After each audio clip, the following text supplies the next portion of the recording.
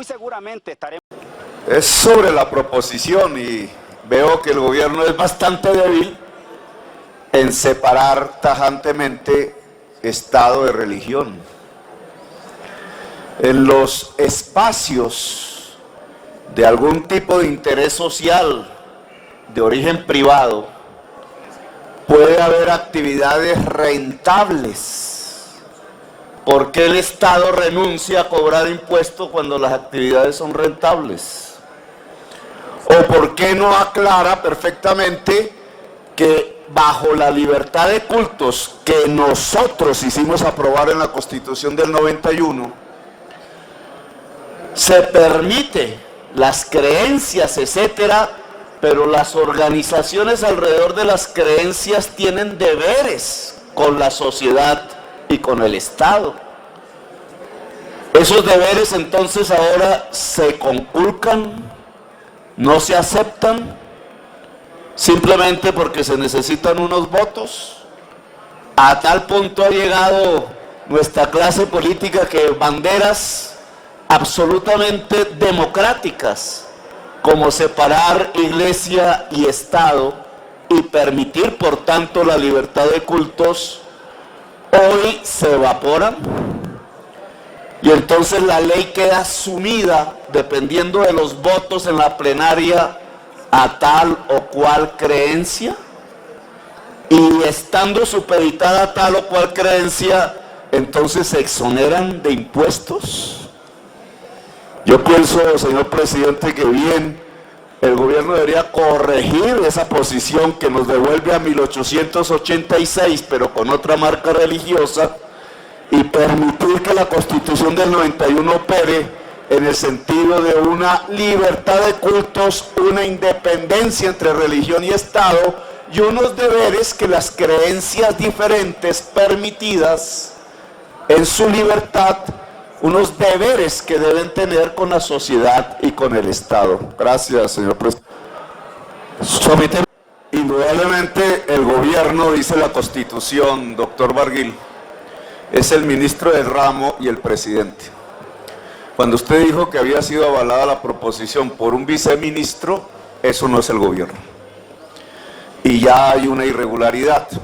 Pero si usted lee bien la proposición aprobada, lo que hace es una exoneración de impuestos, de bienes, de compras de bienes, etcétera, ladrillos, ventanas, para cuando existe una entidad sin ánimo de lucro, le hace una fundación o una congregación y un interés social o colectivo, dice el artículo, colectivo, público o interés social. ¿Qué es eso?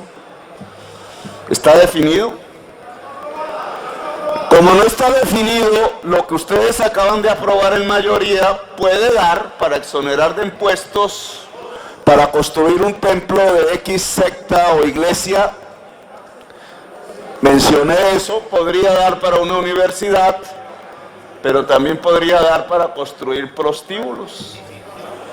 Y quedan exonerados de impuestos por la figura como se acaba de aprobar. Una tronera de exención de impuestos a cualquier tipo de construcción que realice cualquier fundación, siempre y cuando le ponga el apellido de interés social, pero interés social puede ser hasta tomar trago, ¿no? Así que me parece un absurdo gubernamental, un absurdo del Congreso y un artículo que va a quedar enmarcado dentro de los famosos micos orangutanes del Congreso. Gracias, señor presidente. Sí, el artículo además no habla de sobretasas. Se prohíbe decretar tasas sin aval de gobierno, pero no sobretasas.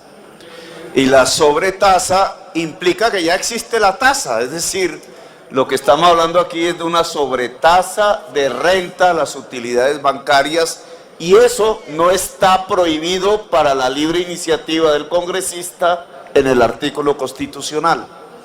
Pero por otra parte yo quisiera aclarar esto, esta propuesta ya estaba en la ponencia alternativa. Debió haber usted votado por la ponencia alternativa, doctor Barguil.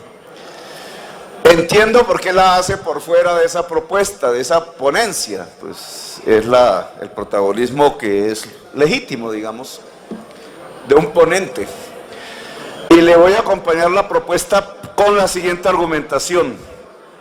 En la última década, quizás más, las masas de riqueza en Colombia se han amasado fundamentalmente en el sector financiero y en el sector hidrocarburos. Es un modelo económico. Bajo mi concepción, que es la de mucha gente en el mundo, la riqueza se produce es en la producción. Lo que se ve en el mundo financiero es una transferencia de la riqueza. Es lo que se llama económicamente una renta, no una ganancia productiva. El sector financiero ha chupado enormes volúmenes de riqueza del sector productivo para sí mismo en forma de utilidades billonarias. Son más de 70 billones en una década. ¿Eso es bueno o eso es malo desde el punto de vista económico? Si la renta financiera es superior a la ganancia productiva, el capitalismo se acaba.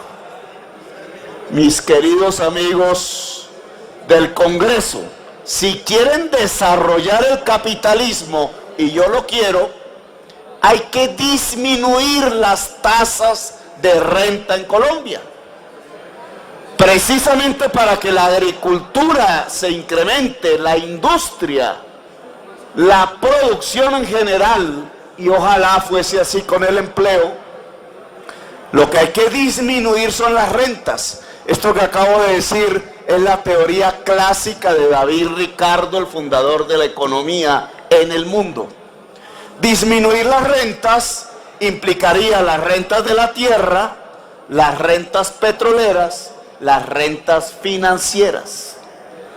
Ahora, un incremento de impuestos por la vía de sobretasa al sector financiero es una manera de socializar, disculpen la palabra, de las utilidades una parte de esa riqueza productiva que la banca se está chupando en forma parasitaria.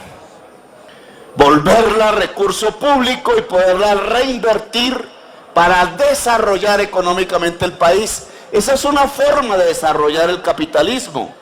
Por tanto, yo voy a acompañar la propuesta de generar, debería ser permanente, una sobretasa a las utilidades bancarias en Colombia.